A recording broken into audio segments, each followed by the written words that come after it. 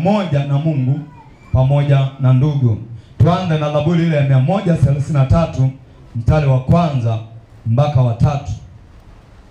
Zaburi ya 133 mstari wa kwanza mpaka wa 3.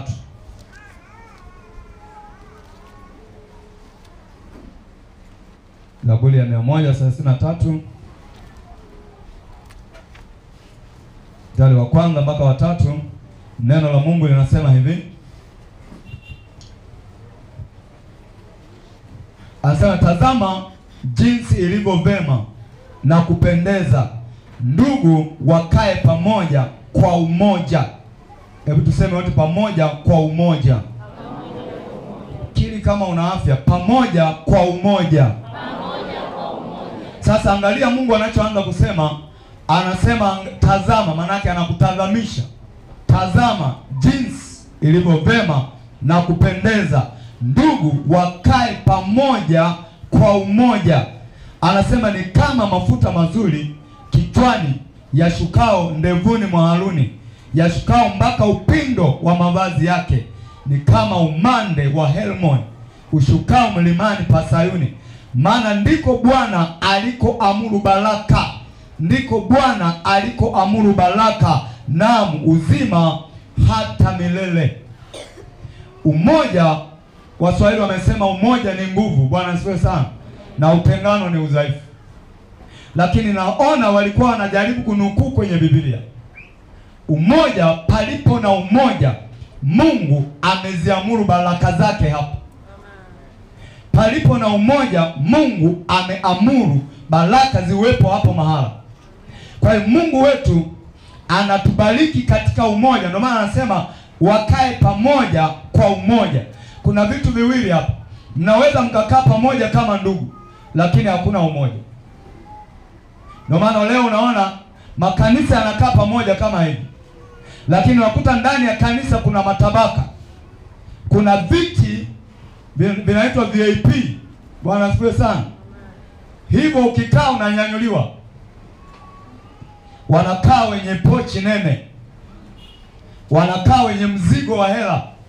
Hata kama siku hajaja, kiti chake kinabaki vile vile. Hapo kuna umoja. Bwana Yesu asifiwe sana. Lakini kuna matabaka ya walicho nacho na wasio nacho. Lakini tukirudi kwenye maandiko, Mungu anawataka ndugu wakae pamoja, si kwa matabaka, kwa umoja. Wanapokaa pamoja kwa umoja, yeye Mungu anaamuru baraka zije hapo mahala.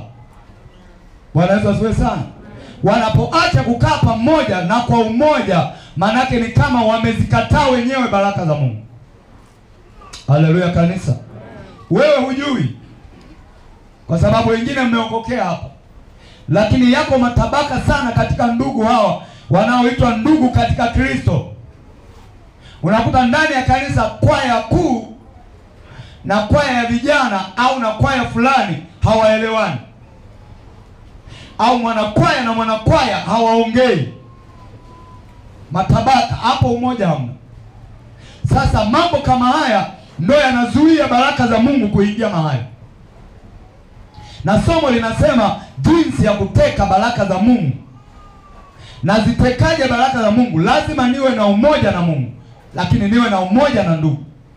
Ninapokuwa na umoja na Mungu, Mungu aliye ndani yangu ndo aliye ndani ya ndugu yangu.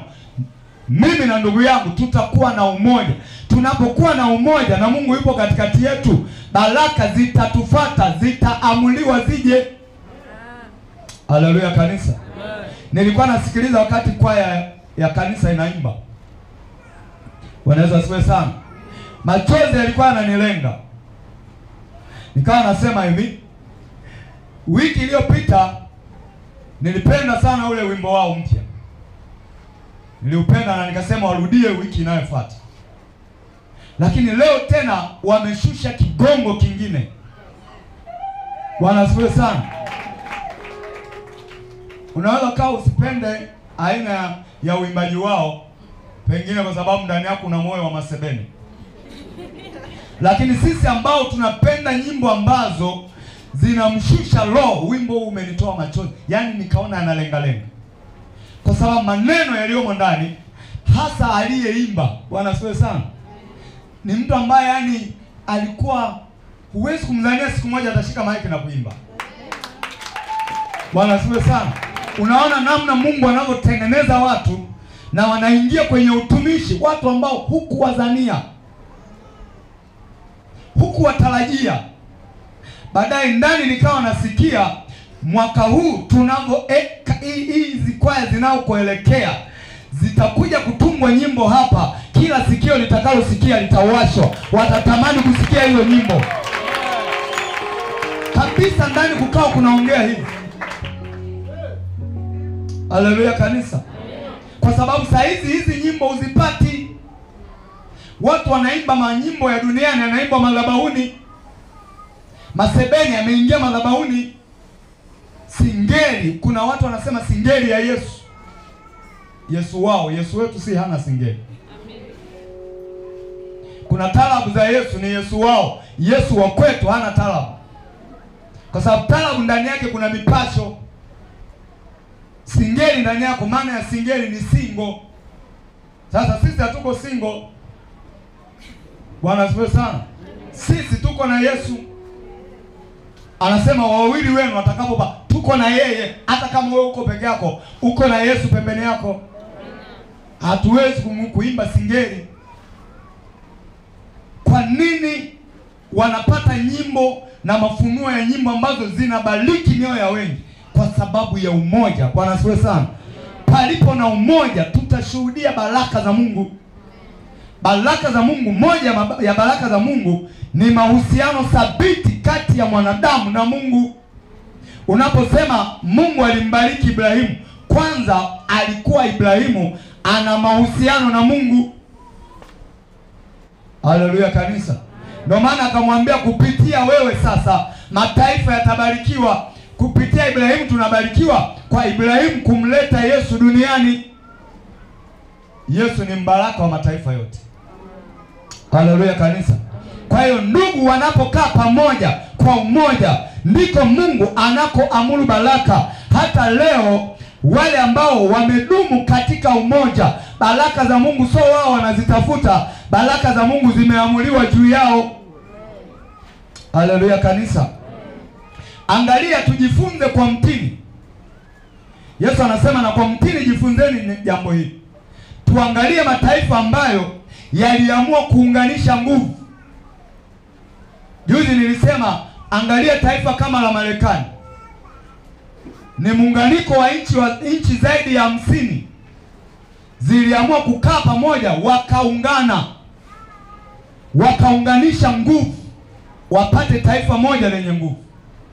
Ndio maana unaona tangu tukiwa watoto tunaona Marekani ni tishio. Ni taifa lenye nguvu ya kiuchumi, ni taifa lenye nguvu ya kijeshi. Kwa nini? Ndani yake waliunganisha nchi nyingi, likapatikana taifa moja lenye nguvu, taifa la Marekani. Maana yake nini? Umoja. Walitambua kwa sababu Marekani ilikotoka, chimbuko la lile taifa ni wafanyabiashara ambao walimjua Mungu sana. Ndio maana hata yao wameandika maneno ya Mungu. Wale wafanyabiashara walijua ili tufanikiwe sana na baraka za Mungu ziwe juu yetu, tuunganishe nguvu, tuwe na umoja, maana katika umoja ndiko Mungu alikoamuru baraka. Angalia vitaifa vyetu mpaka leo tumebaki wa kusapotiwa kwa sababu ya ubinafsi. Taifa kadogo kanataka kawe kenyewe. Angalia kama Rwanda, kataifa kadogo sana, kanataka kawe kenyewe. Kwa nini kasijisogeze pale wakaungana na Kongo? Angalia kama Burundi. Angalia tu mataifa yetu ya Afrika, ni vinchi vidogo. Kila mtu niachie kakwangu. Bwana asifiwe sana. Lakini wenzetu waliunganisha nguvu, na ile nguvu waliounganisha mpaka leo tunao ni taifa lenye nguvu. Na nafikiri waliangalia maandiko matakatifu. Mungu anabariki umoja. Mpaka leo familia ambazo zimefanikiwa sana, wamebarikiwa sana kwa baraka zile ambazo wanazisema mimi, sio magari na majumba. Ni wale ambao wanakaa pamoja kwa umoja. Kama mume na mke wanakaa pamoja kwa umoja, wameziona baraka za Mungu. Na familia ambazo hazikai pamoja kwa umoja, baraka za Mungu zimegonga, zimekuwa mbali na wao, kwa sababu Mungu habariki mafarakano. Mungu habariki utengano. Angalia watu wanavyosema, wanasema kidole kimoja hakifai nini? Wanamaanisha kwamba mkono mmoja hauwezi. Ndio maana hata wewe Mungu alipokuumba akakuwekea kila kitu viwili viwili. Mikono miwili, macho mawili, pua ina matundu mawili. Kasoro mdomo tu tungewekewa miwili, maana yake speed yetu ya kula ingekuwa kubwa sana. Akatuwekea mmoja. Lakini angalia vitu vingi, miguu miwili ili isaidiane. Bwana siwe sana. Masikio mawili, ameweka viwili viwili visaidiane. Alafu baba na mama ni wawili. Haleluya kanisa. Kwa nini wawili? Wasaidiane. Kwa hiyo wanapokaa kwa mmoja, kwa umoja, baraka za Mungu lazima zitatembea na hao watu. Lakini wanapokuwa kila mtu kivyake vyake, ni ngumu sana kuziona baraka za Mungu. Kama Mungu amekuweka baba na mama, alafu hamna umoja, mnakaa pamoja lakini si kwa umoja, baraka za Mungu haziingii hapo. Kama baba na mama wakakaa pamoja na kwa umoja, baraka za Mungu zitaingia hapo, kwa sababu yeye mwenyewe anapatikana kwenye umoja. Haleluya kanisa. Bwana Yesu asifiwe sana. Kwa hiyo unataka kuteka baraka za Mungu, lazima jenga umoja. Uwe na umoja na Mungu, uwe na umoja na ndugu zako. Lazima uwe na ushirika na Mungu. Hii dunia unavyoiona hii ni Mungu aliyoifanya. Lakini shetani ametajwa kwenye Biblia hii takatifu kwamba yeye ni Mungu wa dunia hii. Sio Mungu wa mbingu na nchi. Sio Mungu aliyeumba, yeye hajaumba chochote. Ila ni Mungu wa dunia hii. Kwa nini anatajwa Mungu wa dunia hii? Ameikamata hii dunia, ameimiliki yeye. Na huo umiliki alipewa na baba yetu Adamu. Alipotenda dhambi Adamu, umiliki shetani akauchukua. Ndio maana Adamu wa pili Yesu Kristo anaturudishia ule umiliki tuliopoteza pale bustani ya Eden. Sasa wewe unapoiona hii dunia iko hivi, unapotaka kuichukua na ikufanyie kile unachotaka, maeneo mengi shetani ameshawagawia watu wake. Wanaweza wasiwe sana. Maeneo mengi shetani amewagawia watu wake. Kwa hiyo ili upate kumiliki, lazima uwe na umoja na Kristo. Lazima uwe na umoja na Roho Mtakatifu. Ziko roho zimetapakaa katika ulimwengu, na zile roho zimewamilikisha watu maeneo. Ndio maana angalia wale wamiliki wa mabasi ya kwenda mikoa mbalimbali. Anakuambia anaingiza gari kwenye barabara hii, hapati abiria. Alafu tajiri mwingine anamwambia wewe, unapitaje kwenye njia yangu? Sasa wewe unaona njia ni ya serikali. Njia hii imejengwa kwa kodi zetu, lakini unaambiwa hii ni barabara yangu.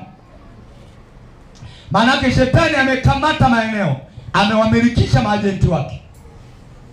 Ili wewe upate kumiliki, ili wewe upate kufanikiwa, lazima uwe na ushirika na Mungu. Hata kazi hizi tunazozifanya za mikono yetu za kila siku, ili upate kufanikiwa, lazima uwe na umoja na Mungu. Pasipo na kuwa na umoja na Mungu, ni ngumu sana kumiliki. Bwana Yesu asifiwe sana. Kwa wale ambao wanaelewa, nafikiri mnanielewa vizuri. Yaani hivi, pasipo Yesu wewe huwezi. Sasa huyu Yesu ili akusaidie, lazima uwe na umoja naye. Unapojenga umoja wako vizuri na Mungu, ushirika wako vizuri na Mungu, Mungu anaamuru baraka katikati yako. Lakini unapokuwa huna mahusiano mazuri na Mungu, ni ngumu sana wewe kufanikiwa mwenyewe. Ndio unakuwa kwenye kidole kimoja akivunji chao. Bwana Yesu asifiwe sana. Ndio unakuwa kama mataifa yetu ya bara la Afrika. Kila taifa lipo kivyake vyake. Mpaka kesho bado hatujajitosheleza. Ni wa kusaidiwa. Kwa nini? Umoja ni nguvu. laiti na sisi tungejua haya, tungeketi pamoja kwa umoja, baraka za Mungu zingetufuata. Angalia anachokisema kwenye Zaburi ile ya 128. Zaburi ya 128 mstari wa kwanza.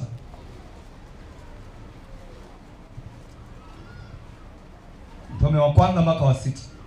Anasema heri kila mtu amchaye Bwana.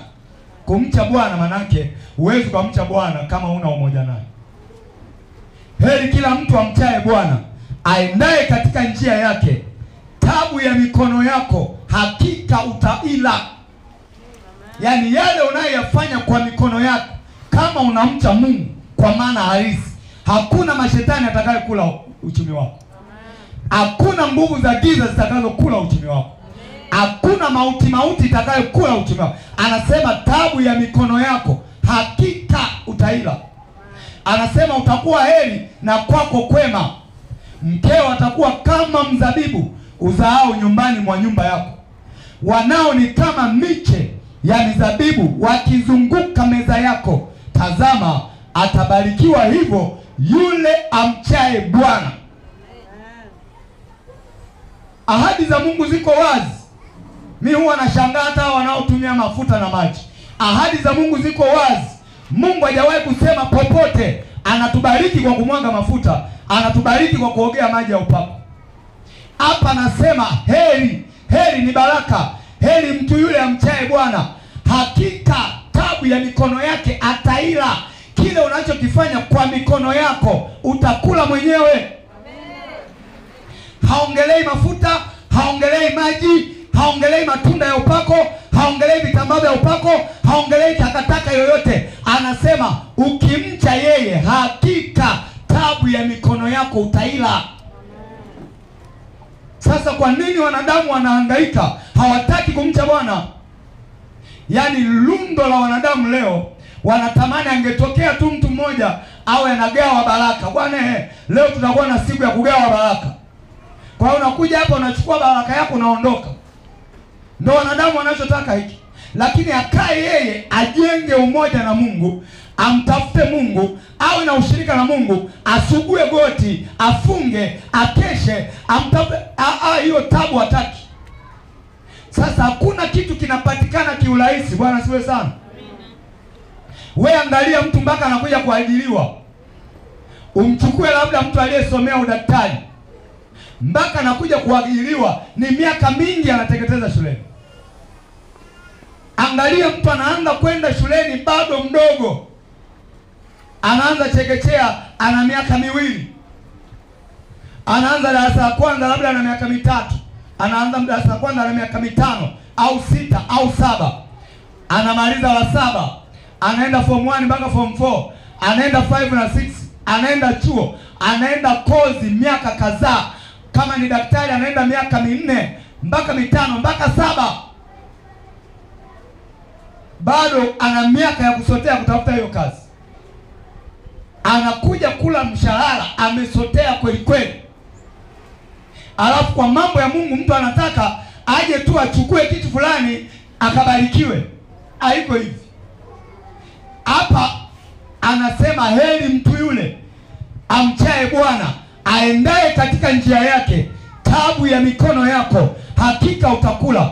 Anasema utakuwa heri na kwako kwema. Mkeo atakuwa kama mzabibu uzaao nyumbani mwa nyumba yako. Wanao ni kama miche ya mizabibu wakizunguka meza yako. Tazama, atabarikiwa hivyo yule amchaye Bwana. Wote waliotembea na Mungu walimwona Mungu. Wote waliomtafuta Mungu kwa bidii waliona mkono wa Mungu.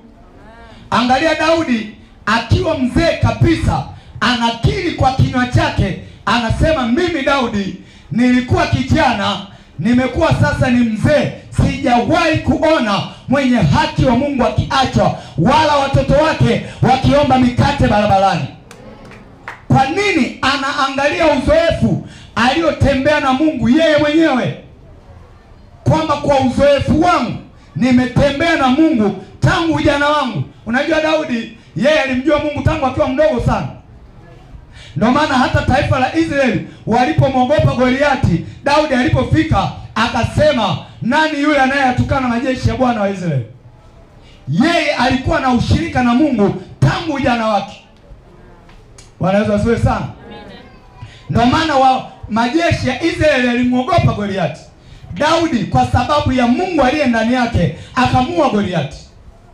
Sasa anapokuja uzee wake, anasema kitu ambacho anakifahamu, haongei hadithi. Anasema na alikuwa kijana, maanake katika ujana wangu Mungu hakuwahi kuniacha. Nimekuwa mzee katika uzee wangu, Mungu hajawahi kuniacha, wala watoto wangu hawajawahi kuwa ombaomba huko mitaani. Pale chini anasema bali ufadhili, yani wanakarimu watu wengine, wanasapoti watu wengine. Kwa nini? Alijenga ushirika na Mungu wake. Mwambie mwenzako, jenga ushirika na Mungu. Mwambie uwe na umoja na Mungu. Angalia leo tuna vyama vingi vya umoja. Si umoja wa wanawake, umoja wa nini, umoja wa wanaume, umoja wa nini, lakini pasipokuwa na umoja na Mungu, huo umoja unakuwa si lolote, si chochote. Haleluya kanisa. Wewe angalia huko nje huko. Watu wametengeneza umoja, wakaanzisha vibenki vidogo vidogo wanaita vikoba. Tuna umoja wetu, tuna kikoba chetu. Angalia siku hilo box linapovunjwa, ni malawama tu. Niliwahi kuona kikoba kimoja wamekusanya hela tena pale Ilala sokoni. Wamekusanya hela, wamebakiza mwezi mmoja wavunje. Yule mama katokomea asikojulikana mpaka leo. Na kikoba chenyewe kaenda nacho. Kuna umoja hapo. Walikaa pamoja lakini si kwa umoja. Walikusanyika kwenye kikoba chao lakini walikuwa hawana umoja. Kaondoka na kikoba chenyewe kaenda. Mpaka leo wamepeleka alabi polisi wanamtafuta. Nasema mtamtafuta sana. Wewe ufikiri kama akienda Tunduma huko akaingilia dhambi huko atamwona wapi? Kikoba chao kilikuwa ni pamoja pasipo na umoja. Walikaa pamoja lakini si kwa umoja. Kwa hiyo Daudi anaposema haya, amekaa pamoja na Mungu akiwa kijana, Mungu hakuwahi kumpungukia. Amekaa katika uzee wake na Mungu akiwa mzee, Mungu ndio maana akatoa ushuhuda, na alikuwa kijana sasa ni mzee, sijaona hata siku moja Mungu ameniacha. Alikuwa na ushirika na Mungu.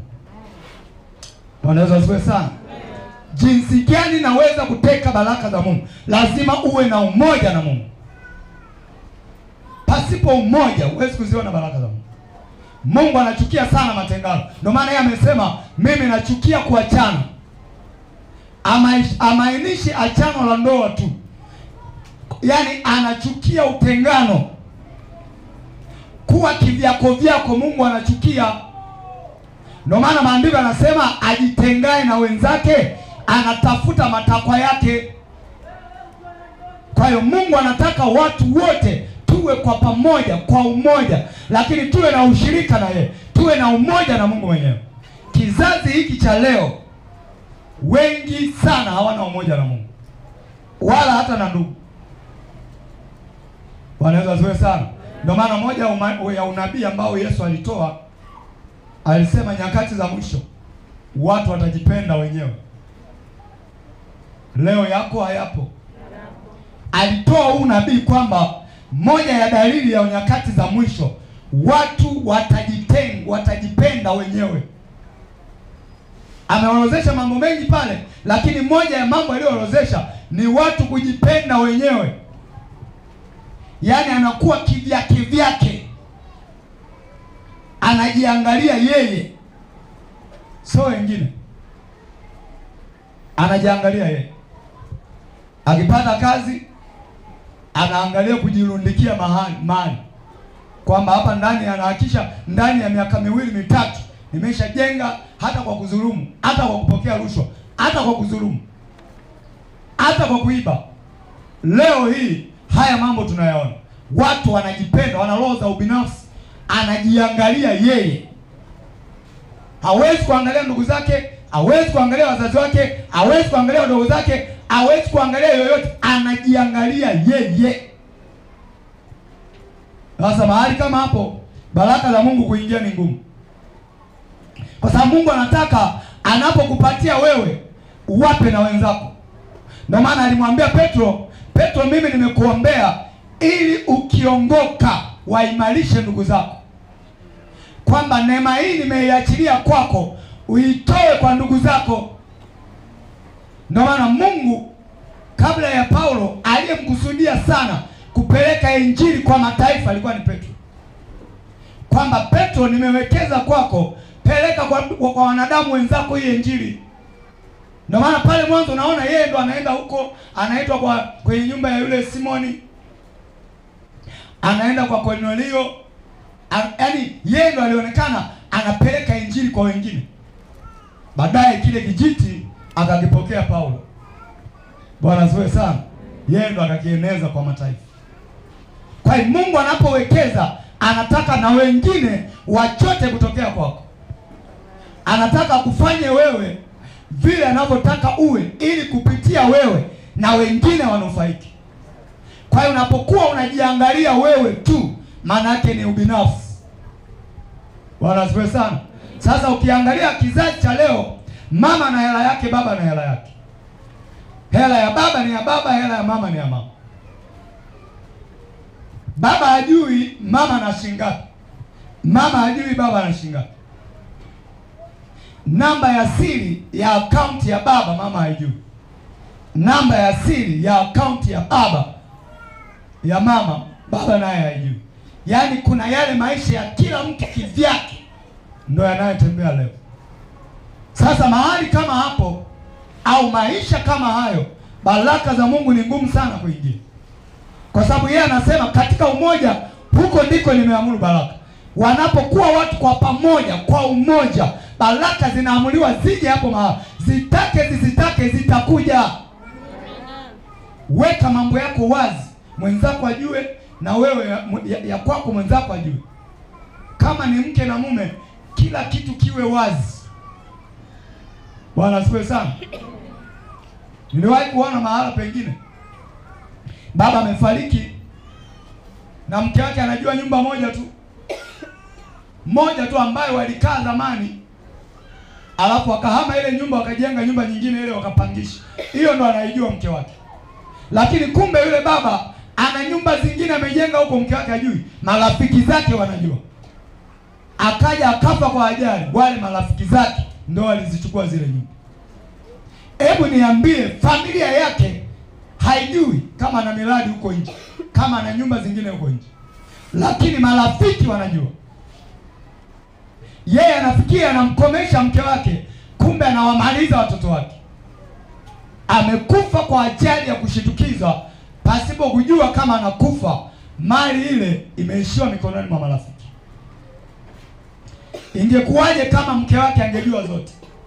Maanake watoto wangeendelea kuishi kwa raha, maanake angekuwa anachukua kodi kule, anakusanya kodi kule, anatunza familia. Kwa hiyo wanakula marafiki ambao hata hawafai. Bwana Yesu asifiwe sana. Kwa nini? Alikuwa hana umoja na mke wake, hana umoja na familia yake. Angalia maandiko yanavyosema kwenye kitabu kile cha Mwanzo 13.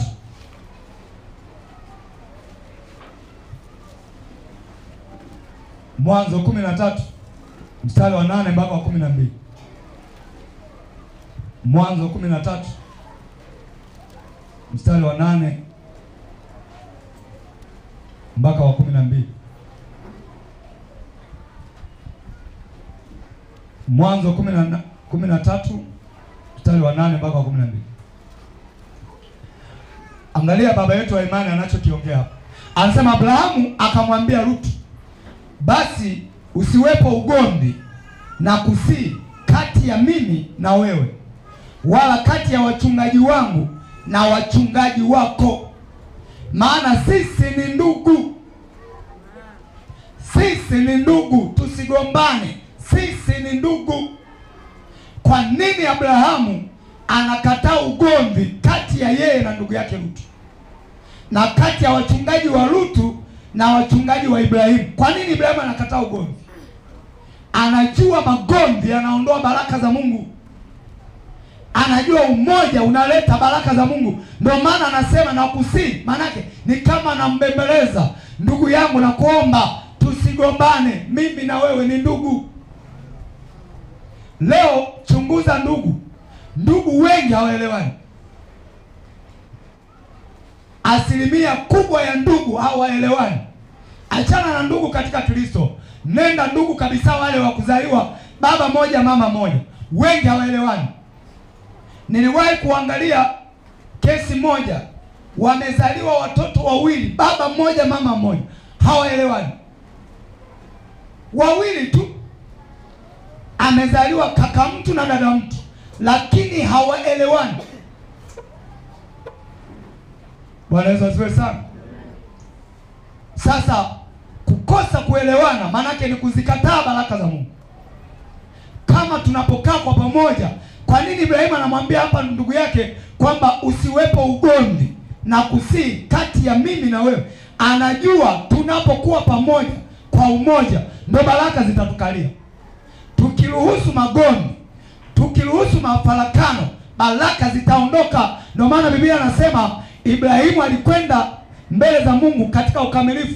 Alikufa mwenye umri mwingi, lakini alikuwa tajiri sana. Kwa nini Mungu alimbariki sana Ibrahimu? Kwa sababu ya kutaka umoja.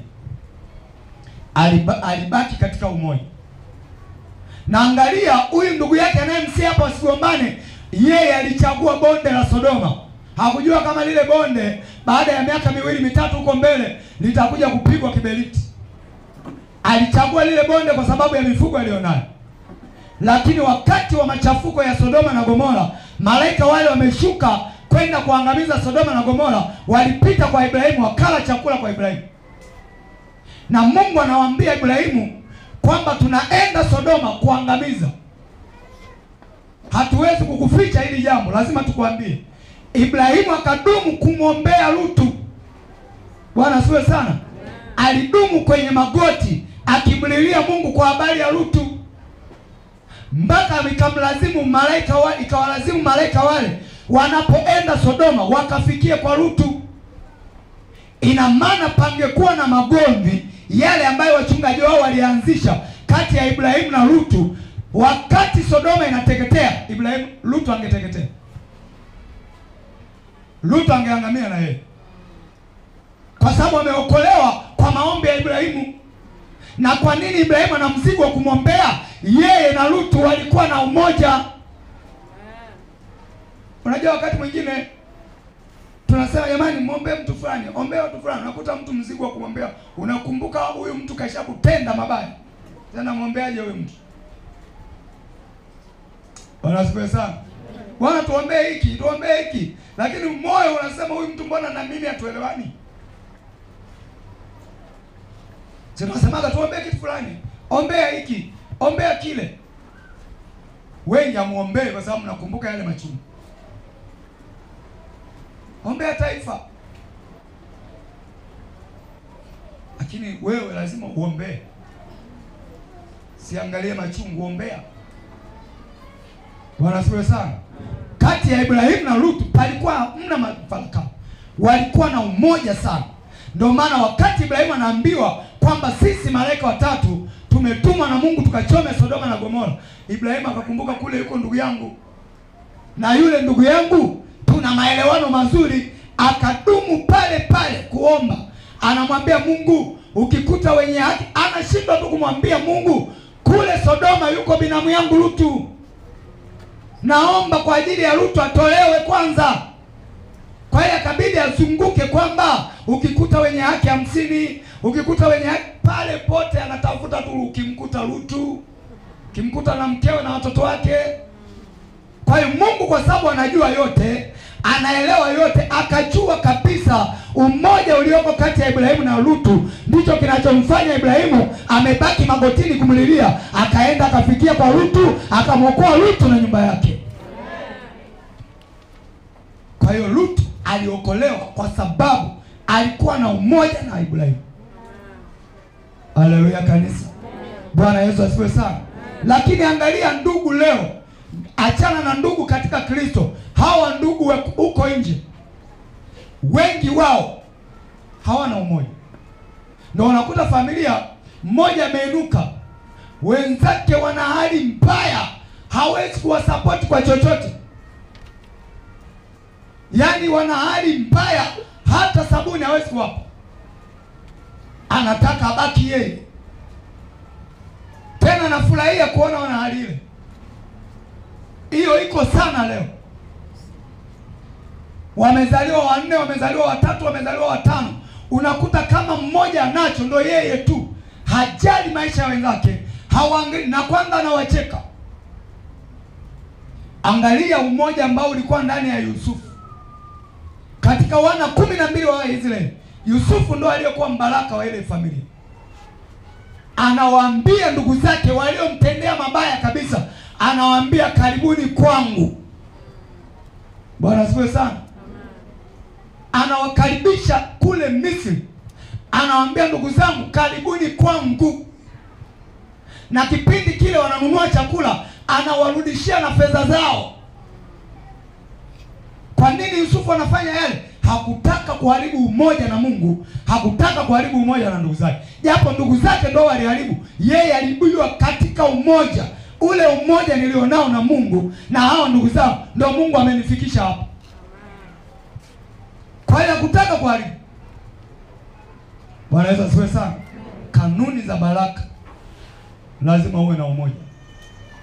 Jinsi gani nitateka baraka za Mungu? Lazima uwe na umoja na Mungu, uwe na umoja na ndugu katika Kristo.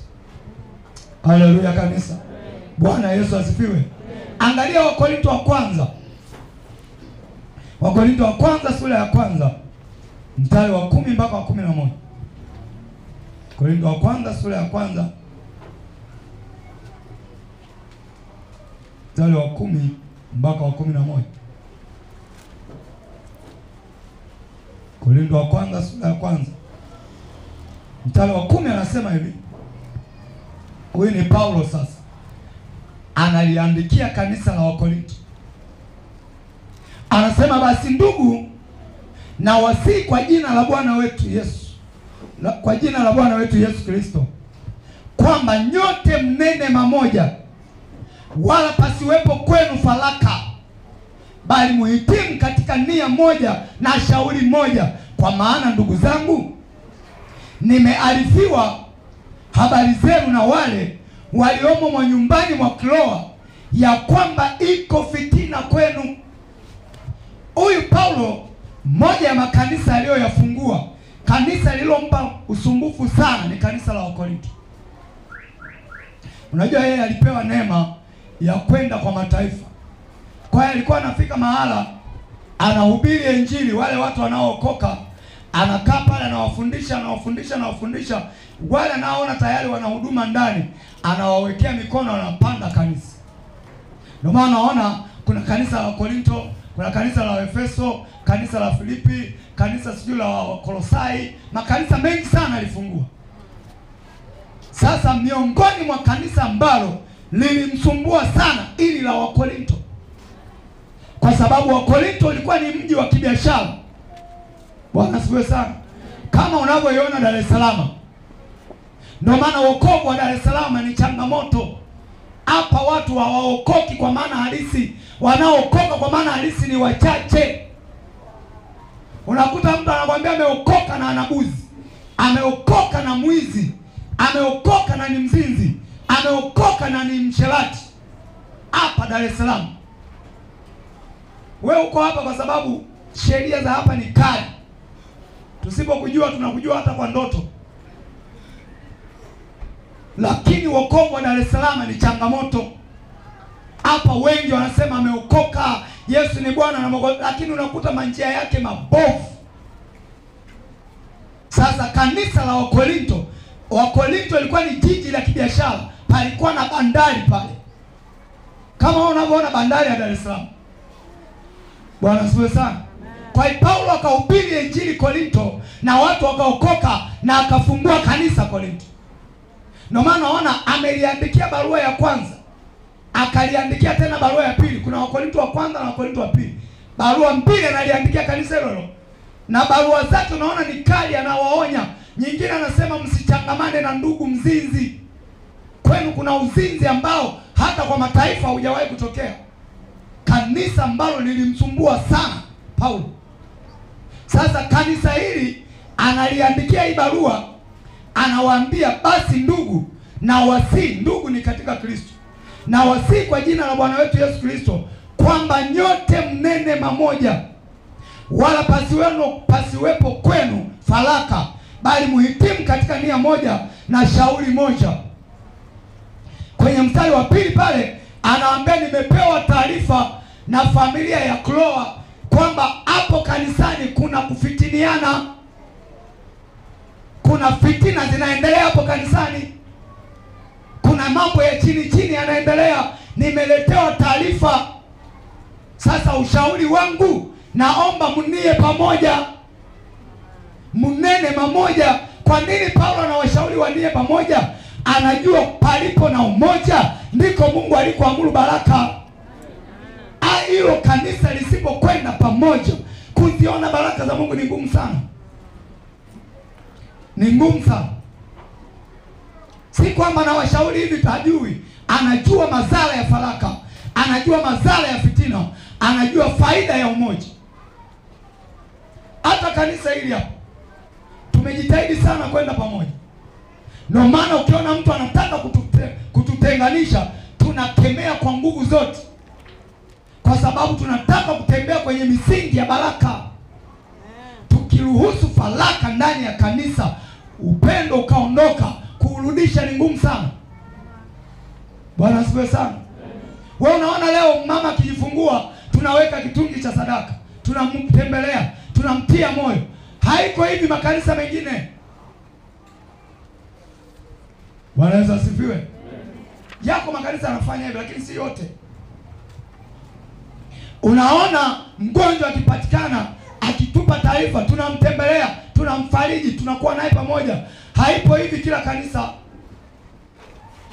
Angalia, tumetokea misiba mingi hapa, tumekuwa wamoja kwenye misiba, mpaka watu wanashangaa. Msiba mmoja watu wakawa wanauliza, hawa ni wanafunzi? Kwa sababu wameona ni timu ya watu tunaofanana, alafu hatuambiwe eti fanya kile. Watu wanashambulia, kama ni kuosha vyombo wanashambulia, wakitoka pale pale wanashambulia. Yaani tunaenda kama nyuki. Wakasema hao ni wanafunzi. Nikasema ni kweli, ni wanafunzi ndio, lakini ni wanafunzi wa Yesu Kristo. Wanashangaa leo kuna umoja wa kuzikana huko, lakini ngoja ufiwe ndio utajua huo sio umoja. Watakuletea hilo turubai, watakuletea masahani uliochangia mwenyewe, basi. Sisi haiko hivi. Tukienda tunafanya kazi zote, tutakaa na wewe, tutawekeana zamu. Bwana asifiwe sana. Mama mmoja akawahi kuniambia, mchungaji, naenda kujifungulia mkoani kwa sababu hapa sina mtu wa kunisaidia. Nikamwambia hapana, usiende, kanisa litahusika kukusaidia. Bwana asifiwe sana. Na akatii ile sauti ya kuondoka. Tukao tunawapanga wa mama wa hapa kwamba fulani nenda, huyu akitoka na kule. Wakati mwingine hatujawapanga, unafika kule unakuta mama 4 5 wako mbele, wanashinda pale, wanasaidia kazi hivyo, mpaka mama yule aliyejifungua alipokaa vizuri, ndio akaanza kumwachia kidogo kidogo. Huo umoja wa aina hiyo ndio umoja Mungu anaosema, katika umoja huko ndiko nimeamuru baraka zangu. Alibaki na akajifungua na akalea mtoto wake mpaka leo safi. Kwa nini aende mkoani? Si anatafuta msaada huyo, wakati kanisa lipo. Ndio maana angalia, wakiwa mlimani, njaa imewapiga, Simoni anamwambia Yesu, Bwana, waruhusu hao watu waende katika vijiji na mashamba wakajinunulia chakula. Majibu ya Yesu alisemaje? Majibu ya Yesu alisemaje? Anawaambia, wapeni nyinyi chakula. Kwa nini warudi vijijini? Kwa nini waende kwenye mashamba? Wapeni ninyi chakula. Kwa sababu walikuwa na ushirika, walikuwa na umoja na Mungu mwenyewe. Petro akasema, tunavyo samaki vichache na mikate michache. Mungu akavibariki, vikazidi, wakala, wakashiba, wakasasa. Bwana Yesu asifiwe sana. Mungu akutie nguvu. Mahali hapa pana joto, lakini vumilia. Baada ya dhiki ni faraja. Mateso yenye haki ni mengi, lakini Bwana anafanyaje? Anatuponya nayo yote, si ndio? Yana mwisho. Kuna wakati tutakaa mahala pazuri, tutawasha AC, utapepewa tena na vifeni kama hivi, tutakula kiyoyozi.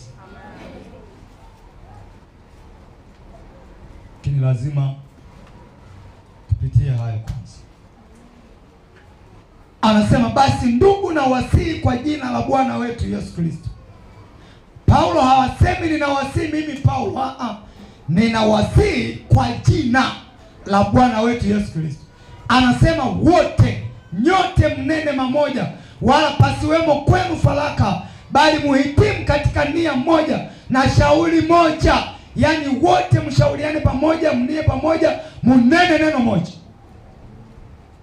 Kwa hiyo Mungu alitaka hata ndugu waishi hivyo, hata mume na mke waishi hivyo, hata kanisa liishi hivyo. So kanisa linakuwa na matabaka, viti vya mbele VIP, na unakuta vina sofa. Viti vinavyofuata ni viti vya kawaida. Huwezi kukalia hivi VIP kama pochi lako si nene. Hapa kwetu haiko hivi, na haitakaa itokee hivi. Bwana asifiwe sana. Kwa nini? Sisi ni mwili wa Kristo. Mwili wa Kristo haugawanyiki, ni viungo vingi, lakini ni mwili huu. Haleluya kanisa. Ndio maana hapa leo unaweza kukuta Jumapili hii ulikaa mbele, Jumapili iliyopita umekaa hapa, umekaa pale. Yaani unapokuta viti vimejaa, ndio unapovikutia ndio hapa unakaa. Hatuna ile kusema ishia hapa. Hapa hata aokoke mbunge atakaa nje, atakaa popote atakapokaa. Aokoke waziri atakaa atakapokaa, kwa sababu tunapokuwa hapa sio waziri. Unapokuwa hapa wewe ni mwanafunzi wa Yesu Kristo, kaa popote Yesu atakufundisha. Kwa cheo chako. Sote sisi ni viungo. Angalia Biblia inasema mwili huu una viungo vingi, sawa sawa na kanisa. Kanisa ni watu wa aina mbalimbali, lakini inatajwa ni viungo vya Kristo. Kwa hiyo huwezi kuliambia sikio, hebu upishe mguu kwa sababu na kazi kubwa sana. Mguu njoo ukae huku juu ning'inie, sikio nenda miguuni. Kila mtu amekaa mahali pake. Bwana Yesu asifiwe sana. Haleluya kanisa. Ndio. Huo ndio umoja. Kunena mamoja, kunia pamoja. Unataka kuteka baraka za Mungu, lazima uwe na umoja wa aina hii. Katika huu umoja utaziona baraka za Mungu. Penda andiko lingine karibu na maliza.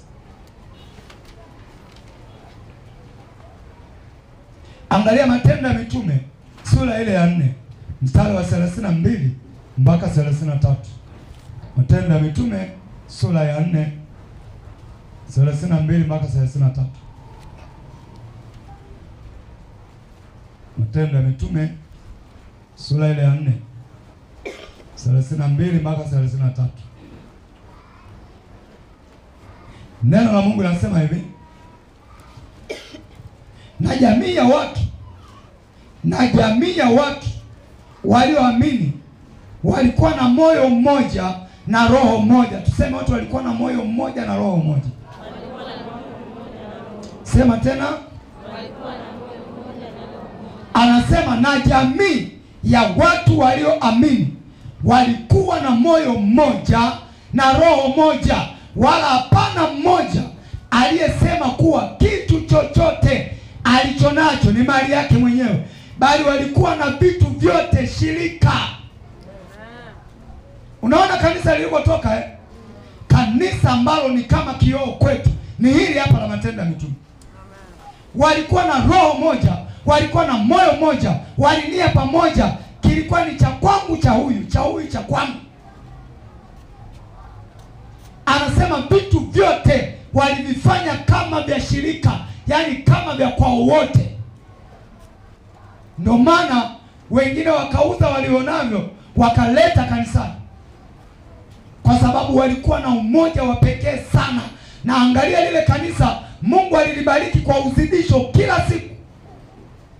Biblia inasema ndipo Bwana akalizidisha kanisa kwa sababu ya ushirika, kwa sababu ya umoja, kwa sababu ya roho moja, nia moja, tabia moja, mwenendo mmoja. Mungu alilizidisha lile kanisa.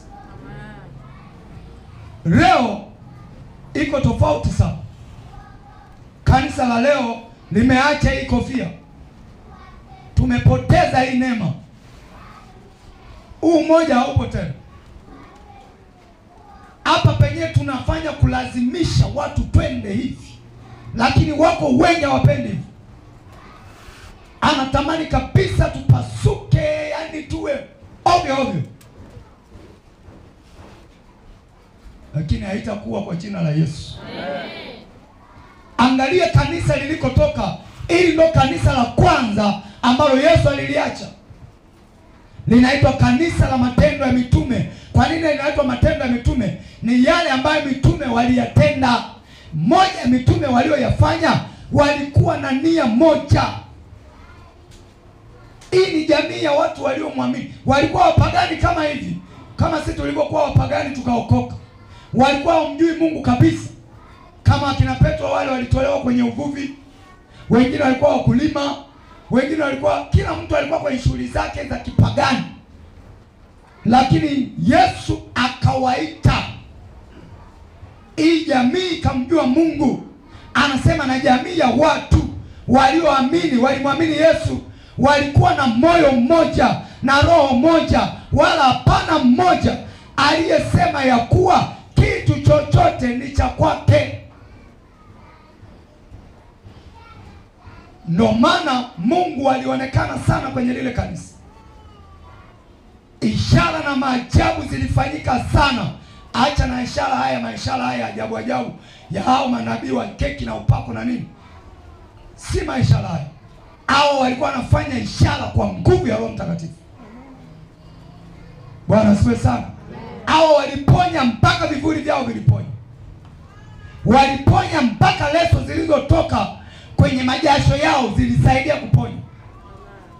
Kwa nini? Walitembea na Mungu sana. Walikuwa na roho moja, walikuwa na umoja, walikuwa na ushirika mzuri. Ndio maana kwa uponyaji ilikuwa si kitu cha kushangaa. Ilikuwa si kitu kigeni. Bwana Yesu asifiwe sana. Uponyaji kwa kanisa hili la Matendo ilikuwa si kitu cha kushangaa. Angalia kanisa la leo, kama hizo baraka tena zipo. Wenzetu walinyanyua wagonjwa kwa vivuli vyao. Yaani aliponya kwa kuwekea mikono, akavuka viwango mpaka vivuli vikasaidia kuponya. Biblia anasema kwa mikono ya mitume Mungu akafanya miujiza kupita kawaida. Kwa mikono ya mitume. Kwa nini miujiza ilifanyika kupita kawaida? Walikaa katika umoja na Roho Mtakatifu. Leo haiko hivi. Bwana Yesu asifiwe sana. Leo watu wana ibada za chap chap. Mungu mwenyewe kwanza hawamtaki. Kukaa ibadani kama hivi, ye. Mwanadamu ana tabia ya kutosheka. Fikiria, Mungu ametupa siku 7 kwa wiki. Yeye mwenyewe ametuachia kielelezo kwamba mimi Mungu mwenyewe nimefanya kazi siku ngapi? Siku 6, ya 7 nimepumzika. Mimi mwenyewe kazi kubwa niliyoifanya ya kuliumba hili dunia niliifanya ndani ya siku 6. Siku ya 7 nikastarehe. Akasema itakuwa amri kwenu. Leo mwanadamu anafanya kazi mpaka siku ya 7. Na wengine si kazi, leo ni siku yao ya kwenda kujitanua huko. Yaani asubuhi anaenda kuogelea bichi kama bata. Anaenda kuloweka mwili wake baharini kama bata. Mwingine ameenda kwenye viti virefu, ameenda kusafiri safari isiyo na mwisho, kunywa safari laga, ameenda kwenye kunywa Taska, Ndovu,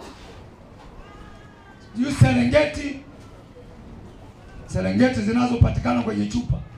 Wenzako wanaenda Serengeti kule wanashangana wanyama, wewe unaziangalia za kwenye chupa ambazo zinakoroga akili. Leo wengi ni siku yao ya kufanya vitu vya ajabu, lakini ukirudi kwenye maandiko, wenzetu walikaa pamoja na Mungu siku nzima. Kwa nini? Walikuwa na shauku na Mungu, walikuwa na nia na Mungu, walionyesha moyo wa kumtaka Mungu. Ndio maana yeye anasema hivi, anitafutaye kwa bidii ataniona. Sasa mtu anataka aende ibada atoke saa 3. Haya, toka saa 3 mpaka usiku, naenda wapi? Kama si amekufa huyo, toka saa 3 asubuhi mpaka usiku, naenda wapi? Naenda kulala. Kunalalika. Joto la Dar es Salaam ile kunalalika. Hata ukiwa na AC yenyewe inafika mahali inachefua. Bwana Yesu asifiwe sana. Si kama anaenda kwenye uasi. Ndio maana angalia, siku ya Bwana wao wameita weekend. Leo ni siku yangu ya kwenda. Anaenda wapi? Anako kujua yeye. Isiwe kwako kwa jina la Yesu. Amen. Sasa kanisa la Matendo ya Mitume, kwa nini neema ilikuwa kubwa sana? Tujiulize hapa. Kwa sababu walikuwa na moyo mmoja na roho moja. Yaani ninachowaza mimi ndicho wanachowaza washirika. Utamu wa Mungu ninaoona mimi ndivyo wanavyouona washirika. Mimi ninaposikia raha kuwa nyumbani mwa Bwana, ndivyo na washirika walisikia raha kukaa nyumbani mwa Bwana. Leo mtu akikaa nyumbani mwa Bwana, mwili unamwasha, utafikiri katembewa na washawasha. Yaani anakaa, yaani unaona huyu kupu kama kakurupushwa hivi. Unaenda wapi? Haya, unafika hapo unabutuliwa na bodaboda, miguu uchali, utaulizwa ulikuwa na wahi wapi rafiki? Bwana asifiwe sana. Wenzetu walikaa masaa 24. Kwa sababu Sabato ilikuwa inaanza Jumamosi jioni, Ijumaa jioni. Ndio maana nakumbuka hata wakati Yesu anazikwa, yule bwana anasema, "Farakisheni maana ni maandalio ya Sabato." Walikuwa wanaandaa kila kitu jana. Ile siku yenyewe wanakaa tu kusikia maneno ya Mungu. Sio kukaa tu nyumbani, wanasomewa kumbukumbu la sheria. Vile vitabu vyote vya Musa wanasomewa siku nzima.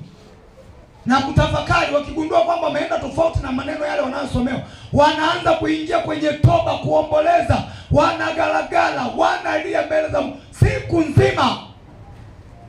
Achana na Sabato hii ya saa hizi. Mtoto wake ananyea pambas, anasema simtoe pambas, leo ni Sabato. Sio Sabato hiyo.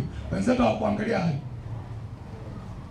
Wao walikaa mbele za Mungu, walisomewa vile vitabu vya sheria vyote. Walipogundua wanaenda tofauti na walichosomewa, anaanza kugalagala, kulia. Si kuhani, si waliosikia, wote wanagalagala mbele za Mungu. Tumetenda dhambi, tumekwenda. Basi pale unakuta Roho wa Mungu ananyanyua, kama kuna mtu ana kalamu ya unabii pale, anainuka nabii, anaanza kusema, Bwana asema amewasamehe, hata fanya aliyotaka kuyafanya. Wanajua hapa tumesikia kwa Mungu, wanatoka pale wana nia moja, hawaendi kuishi. Ndio maana ukisoma Agano la Kale unaona kila wana wa Israeli walipomrudia Mungu, Mungu aliwarehemu. Walimrudia waliposikia maneno ya Mungu siku ya Sabato. Leo mtu anataka tangu Jumatatu akukuluke na dunia hii mpaka Jumapili. Ndio maana unakuta neema imeondoka kwenye maisha ya watu. Leo nyuzi joto inaenda mpaka 40. Bado tutapigwa mpaka 50. Si hatutaki kukaa na Mungu? Amsema mchungaji unatulani. Wao wenyewe wamemkataa. Anasema asiyeyataka maneno yake amekwisha laaniwa, kwa sababu amemkataa Yesu. Wao wenyewe wanayataka. Wanaweza asiwe sana. Alikuwa ananisimulia binti yangu moja, anafanya kazi huko nje. Anambeba, mchungaji, mimi nafanya kazi mahala fulani, hoteli hizo kubwa kubwa huko nje. Anasema mahala ambapo nafanya kazi, wako wageni wanakuja kwenye hiyo hoteli Ulaya huko. Anasema wakija wanalipa hela nyingi. Yaani kwa mfano kulala hoteli labda kwa wiki moja labda $5,000. Wao wanakupa hata $20. Lakini kwa sharti moja kwamba tunaingia kwenye hiyo hoteli tupo 30. Tutakaa hapa hotelini, tutakaa uchi. Kwa hiyo matajiri wale wakiangalia fedha walioitoa ni nyingi, wanasema leta hela. Wanawaita wale wafanyakazi, bwana, kuna wateja wanaingia hapa labda na ndege ya saa 6. Wameibuku hiyo hoteli yote. Kwa hiyo msishangae wala msituseme popote. Wamelipia kukaa uchi. Kwa hiyo akija tu yakiingia kwenye ile hoteli yanachojoa, yanabaki kama yalivyozaliwa. Yanazunguka huko. Alikuwa ananisimulia juzi amesharudi tena huko kazini kwake. Anafanya kazi sijui nchi gani. Anasema yanakaa matupu. Kwa nini dunia inafikia hapo? Kwa sababu watu hawataki umoja na Mungu. Yaani wana mambo mengi kuliko Mungu. Leo wanadamu walipofikia kichwa chao, kama kuna chembe inayomfikiria Mungu, basi ni nyuzi ndogo sana. Akili ishavurugika na hili dunia. Wakati aliyeliunda hilo dunia alishawaambia, nyinyi wanadamu bila mimi hamwezi. Ninyi wanadamu bila mimi hamwezi. Unasema mchungaji katuambia wapi hayo? Angalia kitabu cha Yohana. Fungua Yohana. Mungu alishatutadharisha, mwanadamu bila Mungu hauwezi. Ndio maana lazima jenga ushirika naye. Yanafua nguo yanakaa matupu kwa sababu kichwa kimeshavurugika. Yenyewe anafikiri yako weekend, kumbe anazidi kumkufuru Mungu. Wewe unashangaa, nenda saa hizi bichi kule. Utakuta libaba lijitu lizima na kifua kimechafuka, linaogelea na binti yake wa darasa la 7. Nina akili hilo sasa. Si amebaki na kibuyu tu cha kichwa. Wewe unaogaje na binti yako? Hata wachekechea mimi siogi naye. Ndio maana kabinti si kabinti ketu kale. Tulikatenga toka chumbani kalale na wenzako huko. Wewe umesema ungekaza mchungaji haka toto kenye kamoja tu si ulale nao. Tulipoona haka sasa kameshajua jema, toka kalale na wenzako. Sasa kwa nini tunatenga? Tuna akili. Libaba lizima linaoga na binti yake wa darasa la 7, wengine mpaka wa form 2. Anasema mimi naishi na mabinti zangu kizungu. Sema naishi nao kuzimu. Naishi na mabinti zangu kuzimu. Haleluya kanisa. Ndio maana Yesu anasema ninyi bila mimi hamwezi. Ni kweli, mwanadamu bila Mungu huwezi. Angalia sasa wanachokifanya wenzako. Wanalipia hoteli wakae uchi. Wanajielewa wao. Wako sawa. Nikasema kwa hiyo hata nyinyi wahudumu mkiwaona, anasema yani hayana uso haya. Yaani nakuja tu nipe yani wala. Kasema yashuhudie hata kisirisiri, iwe yashuhudie. Kwani simuliona kwenye klipu moja Ujerumani wale wametembeza, wamefanya maandamano ya amani na basketi na mapolisi wamewasimamia maandamano yao. Wako watupu, simuliona? Kwenye mabasketi watupu kama walivyozaliwa. Mchana kweupe. Jua linawaka Ujerumani hapo. Kwa nini mwanadamu anaenda amekataa umoja? Biblia inasema hivi, kwa kuwa walipomjua Mungu walikataa kuwa naye, Mungu naye akawakataa. Wafate upuuzi wao. Ndio huo upuuzi wanaofuata. Kwa hiyo hata Afrika hii, Afrika zamani, kabla bila hata mtu hujaokoka, zamani tu Afrika zamani, maadili yetu hayakuwa haya ya sasa. Yaani hujaokoka, umjui Mungu, unampata tu yule Mwafrika kwa maadili yetu ya Kiafrika. Tulikuwa tunavaa vizuri. Angalia leo Waafrika wanavyovaa. Angalia watoto wetu wa Kiafrika leo wanavyovaa. Angalia mwenendo wetu wa Kiafrika. Hata bila kuokoka, turudi tu kwenye yale maadili yetu ya Kiafrika. Hatupo. Kwa nini tunaenda vibaya? Yesu alishatuambia, ninyi wanadamu bila mimi hamwezi. Angalia Yohana. So waraka Yohana Mtakatifu. Ili litakuwa andiko langu la mwisho. Yohana Mtakatifu sura ile ya 15 mstari wa 5 mpaka wa 7. Yohana Mtakatifu sura ya 15 mstari wa 5 mpaka wa 7. Anasema hivi, mimi ni mzabibu. Huyu ni Yesu anajitaja hapa. Mimi ni mzabibu, ninyi ni matawi. Akaaye ndani yangu mimi, akaaye ndani yangu nami ndani yake, huyo uzaa sana. Maana pasipo mimi ninyi hamwezi kufanya neno lolote. Mepaona hapo eh?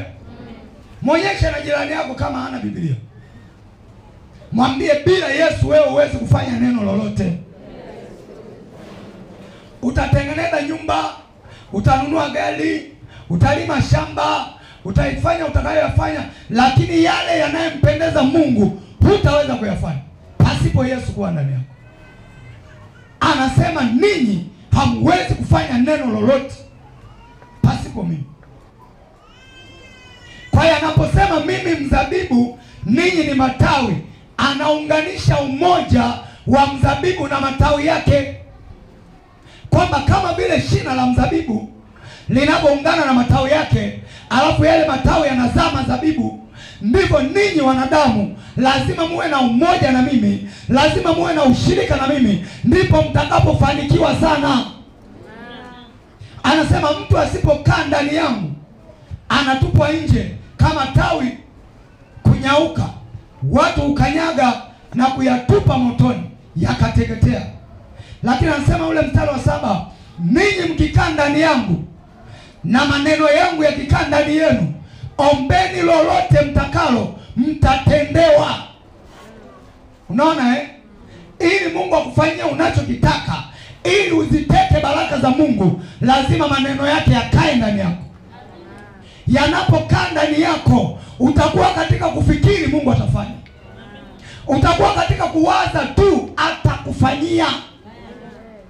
Pasipo maneno yake kukaa ndani yako, ndio unachokiangalia leo. Watu leo wamekuwa na ziara zao wanakomeshwa, kwa sababu akienda kwa kuhani Musa anarudi na chupa za kutosha, akienda kwa Mwamposa anarudi na chupa za kutosha, akienda kwa Suguye anarudi na chupa za kutosha. Wanaziara kama wana wa Israeli walivyotoka Misri kwenda Kanani, walikuwa na mizigo ya kutosha, lakini bora wenzao walielekea Kanani. Wao wanatoka kwa Mwamposa na mizigo, wakienda kwa Musa wanaongezewa mizigo mingine, wakienda kwa Suguye anaongeza mizigo mingine, wakienda sijui watu hapo wanapewa mizigo mingine. Lakini sisi tulio ndani ya Yesu tuna neno la Mungu. Kwa hiyo neno tunaweza kushinda yote, tunaweza kupata yote, tunaona baraka za Mungu, tunauona utajiri wa Mungu, tunateka mema ya nchi. Wewe umewahi kuja hapa mimi nikakupa mzigo? Nimekupa neno la Mungu. Na Yesu anasema nira yangu ni laini na mzigo wangu ni nini? Ni mwepesi. Neno la Mungu linapokaa ndani yako halina uzito wowote, halikai kusema kama hirizi, linakaa ndani ya moyo wako. Unapolibeba neno la Mungu utashinda dhambi. Unapolibeba neno la Mungu utayaona matokeo. Unapolibeba neno la Mungu utaushinda ulimwengu. Unapolibeba neno la Mungu, Yesu anasema utazaa sana. Na mimi nakutamkia kazae sana. Kazi yako ikazae sana. Kazini kwako kazae sana. kwenye familia kazae sana. Ndio, hatubebeshani mizigo. Fikiria mimi hapa ningekupa machupa madumu ya maji, kesho tena unaenda kwingine, wanaziala kwa sababu hawamtaki Mungu. Acha wapewe hiyo mizigo. Mama anasema wengine wanapewa fimbo. Acha ziwachape huko nyumbani. Lazima tuwe na akili kanisa. Lazima tuwe makini. Maandiko yako wazi. Anasema ninyi mkikaa ndani yangu na maneno yangu yakikaa ndani yenu, ombeni chochote. Neno la Mungu linapokaa ndani yako, omba chochote. Ukitaka mume mwema atakupa Mungu, si neno lake liko ndani yako?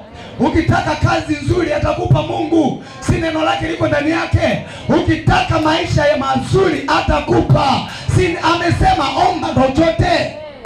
Sasa mtu anakurupuka, Mungu hana wala neno la Mungu aliko ndani yake, anaingia kwenye maombi. Bwana ulisema omba lolote na utatendewa, mbona unitendee? Akutendee, mna ushirika. Angalia anapoanza huku kwenye mstari huu wa 5, anasema mimi ni Yesu ni mzabibu, ninyi hapa ni matawi yangu. Bwana asifiwe sana. Mimi ni shina. Wale wanaolima mizabibu wanajua shina la mzabibu haliwi kubwa, lenyewe linaishia tu kima fulani hapa, alafu ile mzabibu inaanza kutoa tawi. Liwe tawi unalifungia kamba fulani, labda uzi wa manila ule, unafunga unaelekeza huku, unafunga kwenye mti, na mwingine tena unafunga pale kwenye shina unaelekeza huku.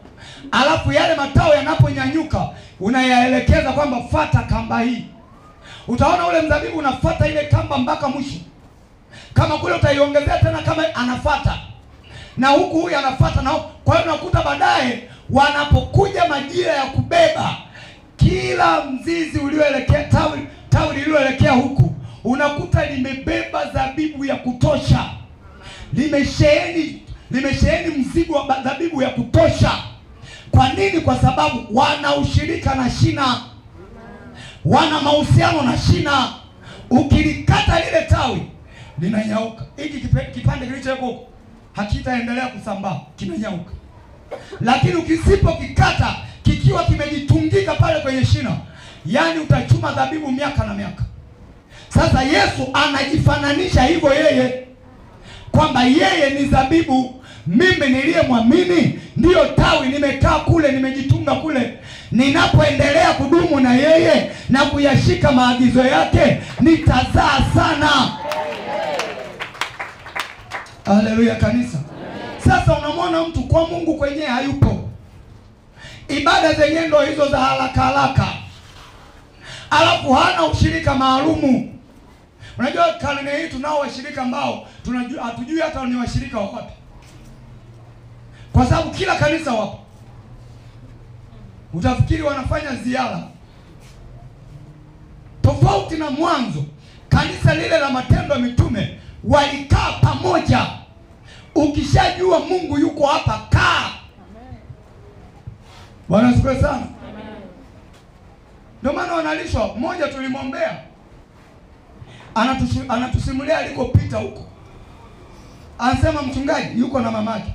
Anasema mchungaji, huko tulikoenda tumeenda kwa nabii mmoja. Yule nabii mama akamwelezea matatizo ninayoyapitia. Nabii akamwambia nenda kanunue milinda nyeusi. Ukikosa milinda nyeusi leta Pepsi. Kwa hiyo akaenda kununua milinda nyeusi akaleta. Akamwambia nenda kwenye duka la vifaa vya ushonaji kaninunulie uzi mweusi. Nabii huyo akaenda akamnunulia uzi mweusi akamletea. Akachukua mkasi kwenye drawer yake, akakata, akamuuliza una miaka mingapi binti? Binti akasema na miaka 21. Sema sawa sawa. Akakata ule uzi mweusi vipande 21, vidogo 21. Akamwambia hii ndio miaka yako ulioteseka, kuanzia leo mateso yanaishia hapa. Akachukua ule vipande vya uzi akadumbukiza mle kwenye milinda nyeusi. Anamwambia yule binti kunywa. Binti akasema nabii, uzi utaniletea shida mwilini. Mama anamwambia wewe kunywa wewe, utii kila nabii anachokisema. Binti mwenyewe anasema, nabii uzi umeuingiza kwenye hii soda, unaniambia ni unywe, si utaenda kuniletea matatizo? Anamwambia ndio uponyaji wako. Bwana asifiwe sana. Wakaanza kushindana pale kati ya nabii na yule binti na mama. Mama yuko na nabii, yani angalia mama wa leo. Yuko tayari mwanae limpate lolote, hata kuhoji nabii, hilo andiko liko wapi? Kwamba Yesu aliponya kwa Coca-Cola, liko wapi hilo andiko? Akili ya kuhoji hakuna. Mtoto mwenyewe anasema, pamoja na shida nilionayo ikabidi nikatae ile soda. Anakuja hapa, wamekaa na mama yake, tunaongea nao, bado hata maombezi ninaongea na mama walioyapitia mpaka kuja hapa, bado naongea, mapepo yakalipuka kwa yule binti. Yanaanza kunikunjia maishara yale ya masoniki, wananifanyia hivi, wanafanya zile ishara zao zote. Nikamwambia, unaona kinachomtesa mwanao? Haya madudu haya yakifukuzwa, mwanao ni mzima. Anaeleza uzi unaenda kufanya kazi gani tumbo? Soda nyeusi, uzi mweusi, hiyo roho gani? Hiyo sigiza. Kwa hiyo yanayoendelea huko nje ni mazito. Na kwa nini wanadamu wanapitia hayo? Kwa sababu wanapohubiriwa kweli hawataki. Wanataka ibada zile wanazozitaka wao. Kwa hiyo wenzao wamewaletea haja ya moyo wao. Kwamba nyinyi mnataka ibada za chap chap, kuchukua na kuondoka, njoo. Achia hapo hapa, kachukue tikiti maji pale, nenda nalo nyumbani.